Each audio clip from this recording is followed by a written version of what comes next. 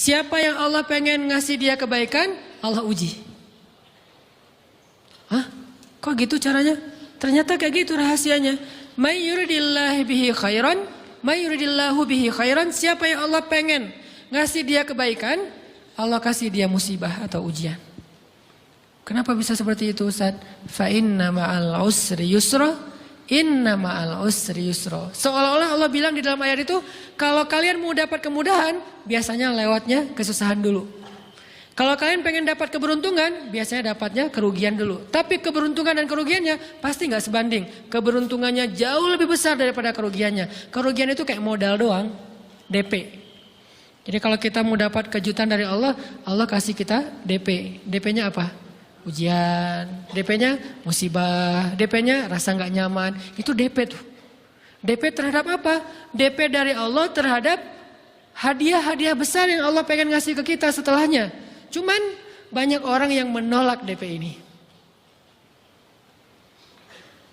Sama kayak kita misalnya. Kalau kita mau ngasih dia hadiah, kita kasih dia kayak kejutan dulu. Dia lagi ulang tahun nih, disiram air dulu. Setelah itu dikasih hadiah-hadiah yang mahal. Rela nggak disiram air demi hadiah? Rela, udah siramin lagi aja. Kalau setelahnya ada hadiah. Yang kita nggak rela, kalau setelah disiram, disuruh bersih-bersih sendiri dan gak dikasih apa-apa, kan gak rela tuh. Berarti ini bab iman. Yakin gak kalau Allah tetap ngasih hadiah? Kan sabar dan iman itu ternyata tahu aman, kembar. Kalau kita yakin Allah ngasih hadiah setelah ngasih kita DP ujian, ya kita akan sabar. Gak apa-apa deh, bentar lagi mau dikasih hadiah, digini-giniin juga gak masalah. Dibully, diapain sama Allah, biarin aja. Ya Allah saya sabar, kan bentar lagi mau dikasih hadiah nih. Ini masalah yakin. Tapi kalau kita gak yakin, apa sih maunya Allah gitu kan? Begitu kalimat ini keluar, maka yang muncul setelahnya adalah mengeluh, berputus asa, dan gak akan sabar menghadapi ujian. Ujian, kata Nabi, may yuridillahu bihi khairan. Siapa yang Allah pengen kasih hadiah, siapa yang Allah pengen kasih kejutan, siapa yang Allah pengen kasih pertolongan, siapa yang Allah pengen kasih kebaikan, yusib min, Allah akan uji dia dulu. Ini sunnatullah. Sehingga kalau kita lagi diuji, yang kita lihat jangan ujiannya, apa setelah itu. Gimana ngelihatnya Ustaz gak kelihatan? Dengan mata hati. Istafti qalbak, tanya kepada hatimu, kelihatan gak? Dengan mata hati. Gimana ngelihat dengan mata hati? Dengan iman, saya percaya Allah pasti ngasih kebaikan setelah ini. Orang Allah sendiri yang ngomong, gak ada satu huruf pun di Al-Quran yang salah. Apalagi satu ayat, apalagi dua ayat. Fa inna ma'al usri yusra. Ditegesin lagi, inna ma'al usri yusra. Tapi usr dulu, baru yusr. Dikasih kesusahan sedikit, dikasih kemudahan yang banyak. Dikasih kesusahan sedikit, dikasih kemudahan yang banyak. Ini yang kita coba bangun, tajdidul iman. Bangun memperbaharui yakin. Sehingga ketika kita diuji, sedih, wajar. Mengaduh sedikit, bukan mengeluh ya. Kalau mengeluh kan nyalahin Allah. Kalau ngaduh, yang namanya orang dicubit kan, itu ngaduh. Tapi kalau, apa sih maunya Allah? Nah itu ngeluh. Antara mengadu dengan mengeluh berbeda. Mengaduh, itu manusiawi. Sedih, itu manusiawi. Air mata, bahkan bukan hanya manusiawi, itu rahmat dari Allah. Orang yang gak bisa menangis itu yang bahaya. Kalau kita masih bisa menangis, berarti kita masih peka hatinya. Bukankah anak kecil paling sering menangis? Berarti hatinya peka. Siapa lagi selain anak kecil yang paling sering menangis? Cewek. Cowok itu emang gak punya perasaan, makanya jarang nangis.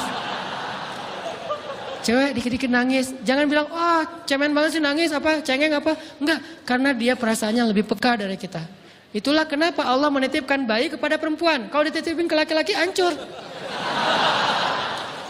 Di balik kepekaan perempuan, di balik sensitifnya perempuan, di balik perasaannya yang luar biasa, di situ Allah Subhanahu wa taala menitipkan amanah, dia yang paling baik dalam merawat bayinya. Perempuan secara umum mungkin lebih banyak bicara daripada laki-laki ya. Walaupun ada orang yang perempuan pendiam banget, ada yang nggak ngomong sama sekali, misalnya diem-diem aja, ada. Tapi secara umum perempuan lebih banyak berucap daripada laki-laki. Emangnya ini kekurangan? Bukan. Ini kelebihan. Kalau dia berikan itu dalam hal yang tepat. Apa yang tepat? Mendidik anak. Justru karena perempuan banyak ngomong, lebih baik dalam mendidik anak daripada laki-laki. Laki-laki itu kurang mendidik, kurang mengedukasi, kepada anak dengan usia tertentu karena dia jarang memahamkan. Salah hanya marah, salah hanya ditegur. Kalau ibunya jelasin, nah gini sebelum tidur ibunya yang ceritain banyak cerita. Saya sendiri ngalamin. Sering mana seorang ayah sama ibu interaksi sama anak dalam bentuk verbal. Sering ibu. Jadi menangis itu rahmat dari Allah. Gak apa-apa, nangis saja. Dan itu tidak disebut mengeluh. Kamu kok nangis? Kan orang Islam harus sabar. Emangnya nangis dengan sabar itu bertolak belakang? Sabar tetap sabar. Ya nangis jalan aja terus nangis. Nangis apa pakai nangisnya nggak cuma nangis doang. Emotikonnya juga nangis, berderai-derai gitu. Sampai air matanya menggenang gitu kan ya. Boleh lah. Ditambah lagi dengan visual menangisnya. Posting bahwa dia lagi tertusuk duri. Dengan postingan kaktus atau apalah. Dia pengen share ke semua orang bahwa saya sedang sedih. Sehingga nanti ketika ada orang yang menghibur dia dengan sedikit kata-kata yang sabar ya segala macam. Wah makin berderai-derai. Itu belum jadi. Kecuali dia keluarkan kata-kata mengeluh. Baru dia disebut orang yang banyak mengeluh. Berputus asa. Kalau mengaduh wajar. Walaupun ada nabi udah diuji berat gak mau mengaduh. Apalagi ngeluh. Zakaria. Digergaji mengadu aja enggak. Kenapa? Karena kata malaikat kalau kamu mengadu sedikit aja, maka Allah Subhanahu wa taala akan menghancurkan kaum ini. Dia kasihan kepada kaumnya enggak mau mengadu. Satu-satunya orang yang kita tidak boleh mengadu hanya orang tua. Atau itu mengeluh kalau untuk orang tua. Kalau yang lain enggak disebut mengeluh. Kalau ke teman, malas enggak apa-apa. Jangan sering-sering tapi. Apaan sih? Ke teman boleh. Tapi ke orang tua, saja itu bukan lagi mengadu, itu sudah mengeluh. Khusus untuk orang tua. Kalau diantara manusia. Kalau kepada Allah dan Rasul, pastinya lebih dari itu. Ketika kita diam saja, tidak langsung beranjak sami'na wa ata'na labbaika ya rabbi wa sa'daik, enggak memenuhi panggilan Allah, itu sudah disebut bagian dari kufur ingkar. Tapi minimal kita mungkin masih mengaduh, kita masih menangis, kita masih lelah, kita masih merasa lemah. Setidaknya kita tidak mengeluh. Kenapa? Kita percaya Allah kalau mau ngasih hadiah kepada hambanya, DP-nya itu ujian. Dan yakinlah hadiahnya minimal 10 kali lipat lebih baik daripada ujian itu. Minimal, karena nggak ada amal soleh yang dibalas di bawah 10 kali lipat tuh nggak ada. Amal soleh, amal ya bukan niat. Amal yang udah kita kerjakan minimal dibalas 10 kali lipat. Minimal, maksimalnya bighairi hisab, tanpa batas. Bighairi hisab, tanpa batas. Ada yang 700 kali lipat kayak sedekah. Tapi tetap aja ayat sedekah di akhirnya ujung-ujungnya apa? Bighairi hisab juga kan? Berarti sedekah itu minimal dibalas 700 kali lipat. Minimal. Kalau kita yakin. Selalu syaratnya kalau kita yakin. Dan saya ngebuktiin itu banget. Saya pernah ngalamin lagi jalan-jalan di sebuah kota yang ada becak kayuhnya, becak sepeda gitu ya. Jalan terus saya bilang, Pak berapa ongkosnya? 20.000. Udah naik aja 20.000.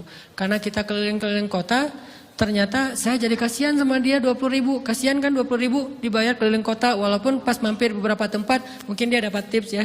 Tapi saya nggak tega gitu, dia cerita tentang anaknya lagi sekolah, apa segala macam, makin bikin baper kan. Pas selesai, saya kasih dia 100.000. Dari 20.000 dikasih 100.000 karena kasihan.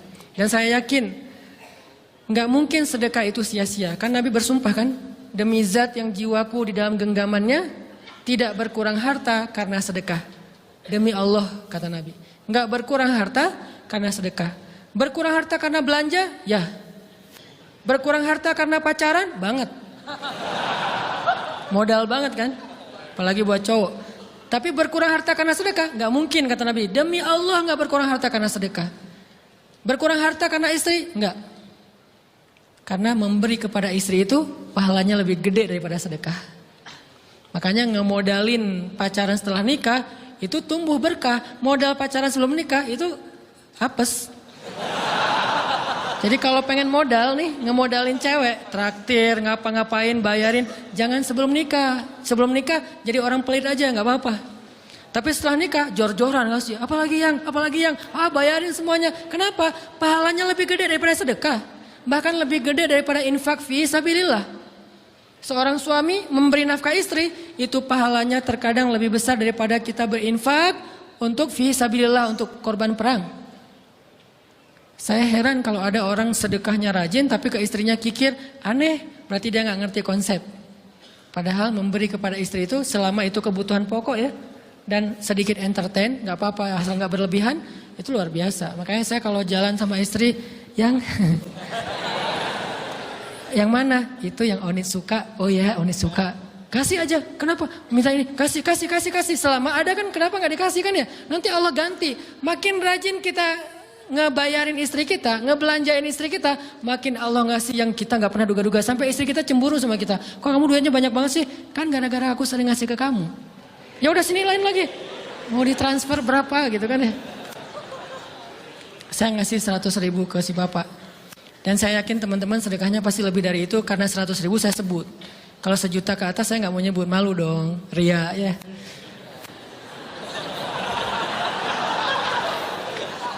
Sebenarnya nggak pernah sih. 100.000 deh, karena kan kecil, saya kasih 100.000. Ternyata begitu saya kasih 100.000, dia doa. Nah ini nih pentingnya sedekah ke orang yang membutuhkan tapi nggak minta-minta, dia tulus. Dia langsung doa, ya Allah Pak, mudah-mudahan rezekinya lancar, berkah, bertambah dan segala macam, bahagia keluarganya. Doa-doa ini semuanya dikabulkan dalam hitungan hari. Pertama, bertambah bahagia rumah tangganya, dapat kecupan dari istri. Dia nganggap suami saya cowok banget sih, mulai 1 nih. 2, demi Allah, selang 15 jam kalau nggak salah, karena waktu itu malam, besok paginya ada orang yang ngejar-ngejar saya pengen ngasih hadiah. Ustadz, saya pengen ketemu Ustadz. Maaf, saya nggak bisa ketemu sekarang, lagi rush, lagi tight schedule, gitu-gitulah, sok-sok gaya nggak jelas gitu ya. Terus Ustadz, saya pengen banget ketemu. Dia nggak ngomong pengen ketemu apa. Kalau dia bilang mau ngasih duit kan langsung saya prioritaskan kan ya. Berhubung dia nggak ngomong, ya udahlah, saya sosok jual mahal gitu. Tapi yang namanya rezeki kan gimana kita tolak, dia datang kan. Saya nolak. Pokoknya sebentar aja 5 menit nggak akan ganggu waktu Ustadz. Ya udah besok pagi ya pas breakfast gitu. Pakai gaya-gaya dikit breakfast.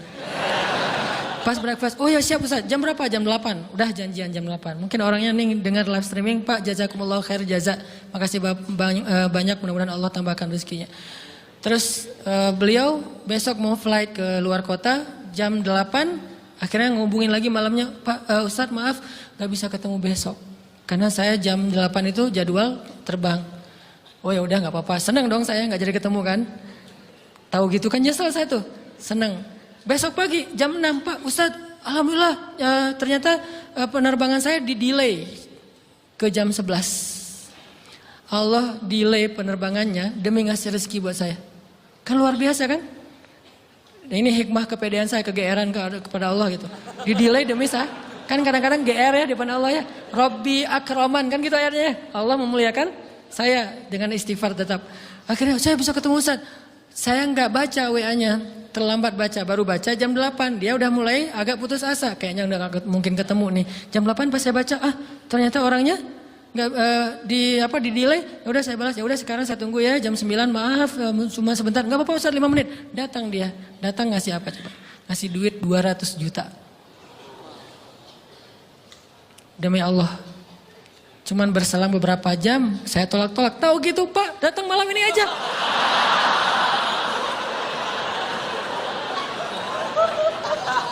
Harusnya malam itu juga saya cari orangnya. Kalau perlu saya nyamperin Bapak. Sherlock, saya kejar.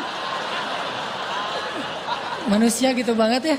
Tapi Masya Allah di situ saya jadi tahu, oh doa orang itu lebih akurat, lebih mantap, lebih diijabah daripada doa saya. Mungkin bukan karena sedekah, tapi karena doa setelah sedekah. Ya Allah dan segala macam dimudahkan sama Allah. Itu luar biasa loh. Saya nggak percaya. Saya pikir main-main. Orang ini iseng kayaknya pengen ketemu doang, pengen selfie. Ternyata pas saya cek, ditransfer, di capture, Ustadz udah ditransfer. Saya, jangan-jangan nih jebakan Batman gitu ya.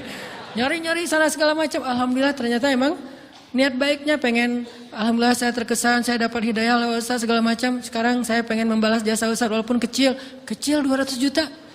Untung saya nggak kaget dan kemudian pingsan. Pak 200 juta, stroke kan ya, bahaya. Lebih mahal dari 200 juta. Ini keajaiban ya teman-teman. Jadi kita tuh, saya kan sering bilang keajaiban itu terjadi tergantung tingkat iman. Bukan saya udah soleh banget, enggak. Saya belajar terus untuk yakin deh sama Allah. Modal kita tuh kan gini sebetulnya kan. Duit kita tuh banyak loh teman-teman. Cuman gak disimpan di bank, gak disimpan di saku. Disimpannya di sisi Allah. Bedanya apa sih? Kenapa kita kalau disimpan di bank tenang? Saya lagi punya duit banyak dari 100 juta. Di mana? Di bank. Aman. Kenapa kalau disimpan di saku aman, tenang? Kenapa kalau disimpan di Allah nggak tenang?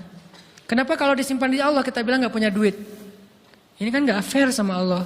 Nggak punya duit nih. Siapa bilang nggak punya duit? Kan ada Allah. Tinggal minta sama Allah.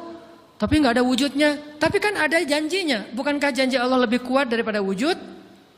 Bukankah iman harusnya lebih mantap daripada sesuatu yang konkret yang kita lihat? Ada duitnya di sisi Allah. Kenapa nggak dikasih? Karena kita belum butuh. Kalau kita yakin duit kita itu ada di Allah, tapi dikasihnya pas kita butuh. Begitu butuh ya Allah, langsung dikasih sama Allah. Itu banget benar-benar terjadi dalam kehidupan kita. Pasti kayak gitu. Tingkat tergantung kita yakin apa enggak. Nih, kalau Allah bilang, "May yuridillahu bihi khairan", Allah kalau pengen ngasih hadiah kepada seorang hamba, Allah kalau pengen ngasih kejutan kepada seorang hamba, yusib. Allah kasih dia ujian sedikit aja. وَلَنَبْلُوَنَّكُمْ بِشَيْءٍ sedikit بِشَيْءٍ مِنَ الْخَوْفِ وَالْجُوعِ وَنَقْصٍ مِنَ الْأَمْوَالِ وَالْأَنْفُسِ وَالثَّمَرَاتِ وَبَشِّرِ الصَّابِرِينَ. Kami uji sedikit aja dengan rasa lapar, dengan rasa takut, dengan sedikit kekurangan ini dan itu, sedikit. Tapi wabasyiris sabirin, sampaikan kejutan kepada orang yang bersabar. Sampaikan kejutan kepada orang bersabar. Jadi bisa dibilang kejutan-kejutan hidup kita itu munculnya dengan iman dan sabar. Dengan iman dan sabar. Iman artinya yakin, husnuzon sama Allah. Ana inda dhanni abdi bi, aku tergantung prasangka hambaku kepadaku. Sabar, wasta'inu bis sabri was shalah. Minta pertolongan Allah, caranya dengan sabar, kemudian dengan sholat. Pasti Allah tolong. Ustaz, saya udah sabar, sabar lagi. Isbiru wasabiru. Kalau udah sabar, bersabar lagi. Sampai kapan Ustaz? Sampai Allah Subhanahu wa taala benar-benar mengakui kesabaran kita. Setelah itu Allah pasti kasih. Terus apa yang harus saya lakukan Ustaz? Buktikan di hadapan Allah kita itu hamba yang penyabar. Jangan bilang ya Allah, saya akan sabar. Jangan, tunjukin aja. Ya Allah, kurang apa lagi dari saya? Tunjukin aja. Nanti Allah sendiri yang akan memberi kita gelar sabirin. Sehingga Allah bilang, wabasyiris sabirin. Sampaikan berita gembira kepada hambaku yang sabar. Dan kalau Allah udah ngasih berita gembira, itu beruntun loh. Kita sabar kayak Allah tahan dulu nih ya. Kejutan. Allah tahan dulu hadiahnya buat kita tuh. Ditahan, tahan. Makin lama makin sulit pastinya. Makin lama makin berat, makin lama makin berat, makin berat. Begitu dibuka kerannya, itu nggak ada selesai-selesainya. Sampai kita kebingungan, loh, kok datang terus-terusan. Kayak gitu cara Allah memperlakukan hambanya. Nabi Ayub, sakit pertama, sakit fisik. Sakit kedua, sakit hati. 2 penyakit Nabi Ayub. Fisik pertama, beliau lumpuh, beliau sakit. Sakit hatinya apa? Ditinggalkan oleh orang-orang terdekatnya. Anaknya meninggal. Sedih kan? Kemudian pembantu-pembantunya pada resign. Makin kecewa. Dasar kalian. Kemudian teman-temannya pada menjauh. Grupnya nge-live dia. Bukan dia live grup. Grupnya yang nge-live dia. Orang unfollow. Tiba-tiba followersnya tinggal 1 doang. Yang tadi ada ribuan. Sekarang tinggal 1, istri satu-satunya yang masih setia mendampingi beliau. Tinggal 1 followersnya. Kebayang gak tuh? Yang posting udah sepi, udah gak ada yang nge-like. Istri aja yang nge-like. Ini nih Nabi Ayub. Ditambah lagi datang keluarganya ke rumah Nabi Ayub. Gak mau ketemu dalam jarak dekat. Dari luar ngomongnya, Ayub kami gini. Kemarin harta kamu tuh kan kamu ada masalah minjam duit karena istri kamu nih. Gimana nih bayarnya? Terus mereka tutup muka, nggak mau tertular. Mereka bilang jangan dekat-dekat dengan Ayub. Yang lebih parah lagi ada yang sampai nuduh gini. Ternyata ya, kamu itu selama ini bukan orang soleh. Selama ini kamu tuh pura-pura pencitraan ordai. Ini buktinya nih. Ternyata akhirnya Allah tunjukin juga borok kamu, aib-aib kamu. Ternyata kamu itu selama ini orang munafik. Jadi Nabi Ayub malah dituduh orang jahat, orang yang terkutuk, yang selama ini mencitrakan diri sebagai orang baik, gara-gara sakit itu dituduh demikian. Sedih luar biasa. Bertahun-tahun, ada riwayat mengatakan 17 tahun, ada yang mengatakan lebih atau kurang. 17 tahun ditahan semua kebaikan oleh Allah, kecuali satu, iman. Sehingga Nabi Ayub tetap yakin Allah maha baik. Pokoknya yakin Allah maha baik. Allah, gimana pun diuji, Allah maha baik. Diambil anaknya, Allah maha baik. Diambil kesehatannya, Allah maha baik. Diambil hartanya, Allah maha baik. Jadi orang yang tadinya paling kaya di negerinya, sekarang paling miskin di negerinya. Kebayang gak tuh dibalik 180 derajat. Yang tadinya paling kaya, gak ada yang lebih kaya daripada Ayub. Sekarang yang paling miskin, gak ada yang lebih miskin daripada Ayub. Allah maha baik, Allah maha baik, Allah maha baik. Husnuzan kepada Allah. Dan itu gak sehari 2 hari, 17 tahun husnuzan kepada Allah. Pada puncaknya ketika istri beliau harus menjual rambut, gundul, potong rambut, dijual demi apa? Udah gak tahu lagi ngemodalin apa untuk ngasih makan Nabi Ayub. Akhirnya nyari-nyari kerja gak ada yang nerima, jual rambut, pakai jilbab, di rumah gak buka-buka jilbab. Ayub curiga, yang kenapa kamu gak buka jilbab di hadapanku? Enggak apa-apa, kan lagi musim panas, gak apa-apa, gak apa-apa. Akhirnya Nabi Ayub minta tolong dibukain, ada apa, curiga kan. Pas dibuka udah botak rambut istrinya. Nabi Ayub menangis, kenapa, apa yang terjadi? Istrinya bilang, suamiku gak ada lagi modal buat kita makan. Saya cari-cari kerja sana sini, gak ada yang nerima. Bahkan untuk mandiin hewan aja gak diterima. Akhirnya saya jual rambut saya, mudah-mudahan bisa untuk kita makan beberapa hari. Istrinya keluar, Nabi Ayub menangis, baru Nabi Ayub berdoa. Itu juga doanya malu-malu dan husnuzon. Malu-malu, husnuzon. Gimana kalimatnya? Rabbi massaniyaddur. Ya Allah, saya sakit. Gitu doang ngomongnya. Bukan, ya Allah udah sekian tahun saya sakit, saya gini, saya gitu. Enggak. Ya Allah, saya sakit. Wa anta arhamur rahimin. Tapi tetap, ya Allah buat saya engkau yang paling baik. Coba, masih ngomong gitu. Arhamur rahimin, nggak apa-apa. Jadi seolah-olah mau ngomong, ya Allah saya sakit, tenang, saya nggak ngeluh, ya Allah engkau tetap yang paling baik. Gitu coba Nabi Ayub ke Allahnya tuh. Langsung Allah munculkan mata air di bawah kaki Nabi Ayub. Tiba-tiba beliau jadi basah, mandi, sembuh semua penyakit, rontok dengan semua luka-lukanya. Dan wajah Nabi Ayub semua tubuhnya menjadi muda. Yang usianya tadi udah 80-an tahun, tiba-tiba menjadi di antara 35 tahun. Itu usia ideal. Maaf ya, saya usianya kurang lebih segitulah. Usia penduduk surga antara 30 sampai 40 tahun. Itu usia penduduk surga. Dan usia itu mempertemukan 2 kebaikan. Fisiknya sudah sempurna dan akalnya juga, kebijaksanaannya sudah sempurna. Kalau di bawah 30 tahun, fisiknya sempurna, akalnya belum sempurna. Kalau di atas 40 tahun, akalnya sempurna, fisiknya sudah berkurang. Antara 30, 40, 45 ya kurang lebih segitulah. Nabi Ayub menjadi muda lagi. Jadi keren. Persis kayak masa mudanya. Jadi kalau ngelihat foto yang postingan pertama di Instagramnya tuh mirip nih. Kan udah postingan yang ke 1000 ya. Udah berapa tahun dia pakai akun yang sama. Wah, mirip dengan yang dulu. Istrinya datang. Begitu datang, astagfirullahaladzim. Ada cowok keren di rumahnya. Tapi mirip Ayub. Cuman gak mungkin ini Ayub. Langsung nyari Ayub, di mana Ayub? Kata Ayub, saya Ayub, saudara, suami kamu. Enggak, kamu bukan Ayub. Suami saya itu udah tua, suami saya sakit-sakitan, kamu bukan Ayub. Mirip sih. Akhirnya, saya Ayub, apa buktinya kamu Ayub? Ditunjukkan buktinya oleh Nabi Ayub. Apa buktinya? Nabi Ayub menyampaikan beberapa kenangan mereka berdua di masa lalu yang gak ada yang tahu kecuali mereka berdua. Itulah pentingnya kita menyimpan kenangan.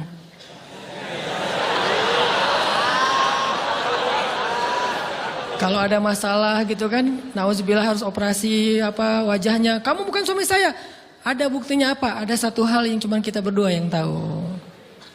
Kalau perlu jangan satu hal, banyak hal ya. Cuma kita doang yang tahu. Orang lain nggak tahu. Pas disebut itu benar, tidak ada yang tahu masalah itu kecuali kita berdua. Akhirnya dipeluk Nabi Ayub ngajak istrinya untuk mandi di mata air yang sama. Istrinya mandi langsung muda lagi. Setelah itu Allah SWT beri mereka harta yang sangat banyak. Lihat kalau Allah udah buka, pertama fisiknya disempurnakan lagi. Kemudian Allah turunkan air hujan. Diturunkan hujan bukan air. Hujannya dinar dan dirham. Di belakang rumah Nabi Ayub itu ada tempat penampungan gandum gitu kan. Ada 2 tempat penampungan. Turun hujan pertama, dinar. Sampai penuh penampungan gandum dengan dinar, koin-koin dinar yang 1 dinar mungkin harganya sampai 3 juta. Turun banyak, kemudian turun lagi dirham, penuh. Turun lagi di atas atap-atap beliau sampai rumah Nabi Ayub dipenuhi dengan dinar dan dirham. Ini apa, ini apa? Nabi Ayub kaget. Setelah itu istrinya hamil. Setiap tahun ngelahirin 13 anak Nabi Ayub yang sudah Allah wafatkan. Lahir setahun satu. Wajahnya, karakternya, namanya semua persis seperti yang sudah Allah ambil. Seolah-olah mereka belum meninggal tapi mereka hanya pergi dan kembali lagi. Dibalikin semuanya. Dan Nabi Ayub lebih kaya berpuluh-puluh kali lipat daripada sebelum beliau sakit. Buah dari kesabaran.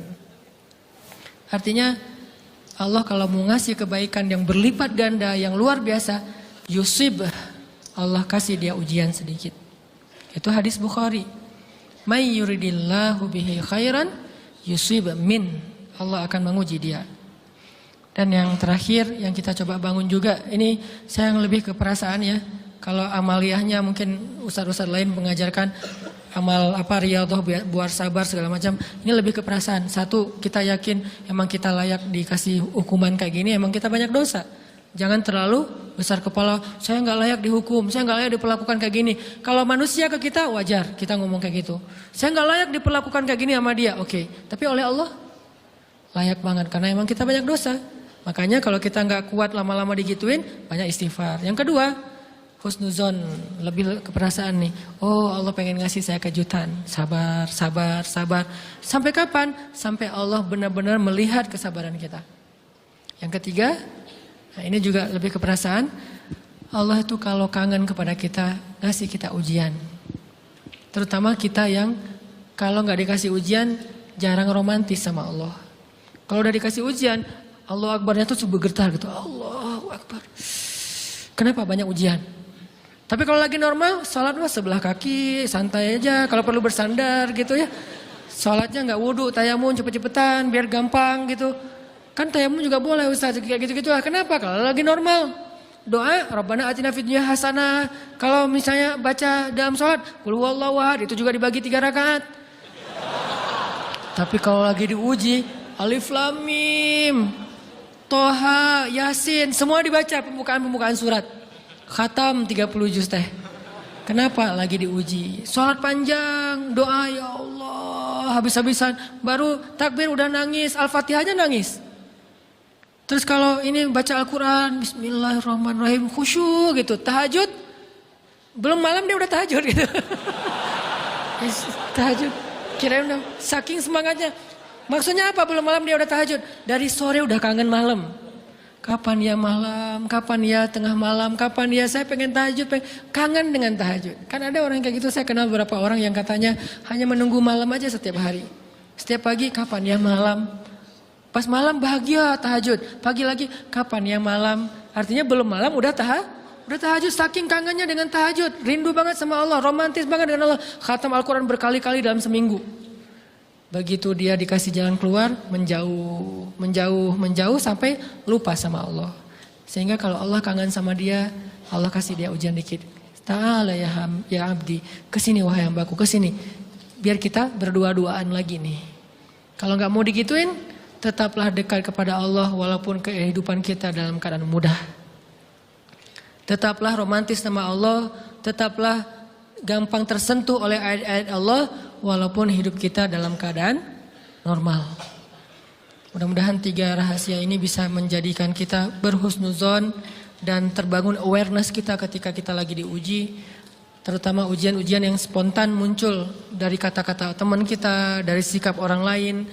Langsung ingat, oh saya emang ada dosa yang mau Allah hapus. Oh habis ini mau dikasih kejutan. Oh Allah lagi pengen dekat sama saya. 3 hal ini mudah-mudahan terus kita latih. Awarenessnya yang dilatih bukan hadis-hadisnya yang dihafal.